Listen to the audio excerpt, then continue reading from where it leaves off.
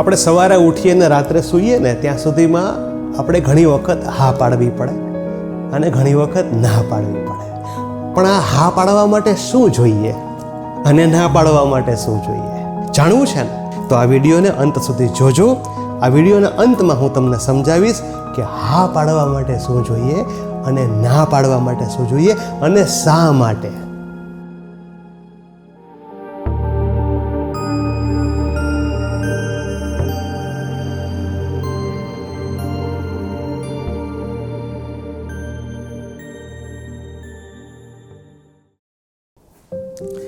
નમસ્કાર, કેમ છો? મોજે મોજ, રોજે રોજ. આપણને ઘણીવાર ઘણા પ્રશ્ન પૂછતા હોય કે તમે આ કામ કરશો? તો જવાબ હા પણ હોઈ શકે અને ના પણ હોઈ શકે. તો આપણે કોઈને હા કહેવી હોય તો આપણી પાસે શું હોવું જોઈએ, અને ના કહેવી હોય તો આપણે કેવા વિચાર આપણી પાસે હોવા જોઈએ, આપણે શું વિચારવું જોઈએ, આપણી પાસે શું હોવું જોઈએ? છે ને મજેદાર પ્રશ્ન.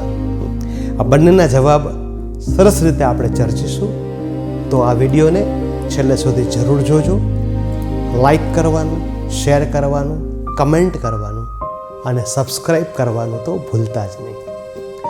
ચાલો આપણે સરસ મજાની વાત કરીએ. આ જીવનમાં સવારે આપણે ઉઠીએ અને રાત્રે સૂઈએ ત્યાં સુધીમાં અસંખ્ય બાબત આવતી હોય આપણી સામે કે જ્યારે આપણે ચોઈસ કરવાની હોય, હા કે ના. બે શબ્દો આમ તો અક્ષરો છે, પણ એ જીવનની દિશાઓ નક્કી કરે, આપણું ભવિષ્ય નક્કી કરે, આપણા સંબંધો નક્કી કરે, આપણી પોતાની અવસ્થાને વ્યવસ્થા નક્કી કરે છે. હા, આપણને કોઈ એમ પૂછે કે હા તમે આ કરશો, તો આપણે કહીએ હા. તો હા કેવી હોય ને ત્યારે આપણામાં હિંમત હોવી જરૂરી છે. કારણ કે તમે જ્યારે હા પાડો છો ને ત્યારે તમે એક વિશ્વાસ અપાવડાવો છો. જ્યારે તમે હા પાડો છો ને ત્યારે તમે ઇનડાયરેક્ટલી કમિટ કરો છો કે તમે એ કામ પૂરું કરશો. તમે જ્યારે હા પાડો છો ને ત્યારે તમારી જવાબદારી સ્વાભાવિક રીતે વધતી હોય છે. એટલે હા પાડવી હોય તો શું જોઈએ? હિંમત જોઈએ. પણ હંમેશા હા પાડી શકાતી નથી. ના પણ પાડવી પડે. ના પાડવી પણ પડે, ના પાડવી પણ જોઈએ, અને ના પાડવી કે નહીં અથવા કેવી રીતે આ પણ બહુ મહત્વનું છે. તો હા માટે તો હિંમત જોઈએ જ, પણ ના માટે નિડરતા જોઈએ, નિશ્ચિતતા જોઈએ, મક્કમતા જોઈએ.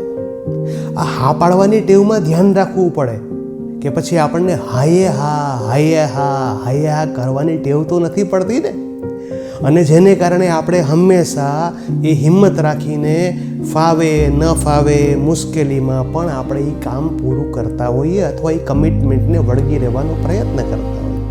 ના પાડવામાં બીક લાગે કે ખરાબ લાગશે તો, ખોટું લાગશે તો, વળી ના પાડશો તો અલગ પ્રકારના પરિણામ આવશે તો. એટલે આમ જોઈએ ને તો હા પાડવી હિંમતવાળી છે પણ સહેલી છે. ના પાડવી એમાં હિંમત કરતાં નિડરતા જોઈએ કે જે પણ પરિણામ આવે આ નહીં કરું, આ નહીં થઈ શકે. હા પાડવાથી સામેવાળાને મજા પણ આવે, તમને પણ આવે, પણ પછીની પરેશાનીઓનો વિચાર કરવો પડે. ના પાડવામાં જ્યારે ના પાડો ત્યારે મુશ્કેલી થાય, અકળામણ થાય, કદાચ એવું લાગે આપણને કે આનું પરિણામ શું આવશે. પણ ના પાડ્યા પછીની શાંતિ બહુ મોટી શાંતિ હોય છે. આવા ઘણા ઉદાહરણો છે. હમણાં જ અરિજીત સિંહે એમ કહ્યું કે હું પ્લેબેક સિંગિંગ નહીં કરું. કરશે કે નહીં ખબર નથી, પણ એને જાહેરમાં એમ કીધું કે હું નહીં કરું. તો આવડી મોટી સેલિબ્રિટી જ્યારે ના પાડે તો એનામાં નિડરતા હોય, મક્કમતા હોય, ત્યારે જ આ કરી શકે. અને આવા વ્યક્તિઓ કે સમયે મજબૂતાઈથી હા પાડે એવાને તો આપણે યાદ કરીએ જ છીએ કે હું કરીશ જ, હું કરી શકું. પણ સમાજ એને પણ યાદ રાખે છે કે જે મક્કમતાથી, મજબૂતાઈથી, સ્પષ્ટતાથી ના પાડે છે. નિર્ણય આપે કરવાનો છે, નિર્ણય આપણે કરવાનો છે. હંમેશા હા નહીં, યોગ્ય સમયે ના કહેતા પણ શીખવું જોઈએ, શીખવું પડશે. જો તમે તમારા વ્યક્તિત્વને પણ એક અલગ વ્યક્તિત્વ માનતા હો તો. ધન્યવાદ. વિડીયોને આપે અંત સુધી જોયો. ફરીથી વિનંતી કરું છું કે આ વિડીયોને જરૂરથી લાઈક કરજો જ, શેર પણ કરજો અને કમેન્ટ તો અવશ્ય કરજો. સબસ્ક્રિપ્શનમાં બહુ સરસ સફળતાઓ મળી છે, ખૂબ સરસ સંખ્યા સુધી પહોંચ્યા છીએ અને બહુ સ્પષ્ટ કહું કે આ સબસ્ક્રાઈબર આપ નથી અમારા, તમે અમારા સપોર્ટર છો અને તમારો વિશેષ ને વિશેષ સપોર્ટ અમને મળશે એવો વિશ્વાસ છે. તો તમે તો સબસ્ક્રાઈબ કરેલું હશે, વેલ એન્ડ ગુડ, અન્યને પણ એના માટે પ્રેરજો, કારણ કે આ વિચારની વાવણી છે. જેટલું આપણે વધારે વાવશું એટલું વધુ ને વધુ લોકોના જીવનમાં ઉજાસ ફેલાવાશે, એનો મને વિશ્વાસ છે. તો ફરીથી નવા વિડીયો સાથે મળીશું. Stay tuned. નમસ્કાર.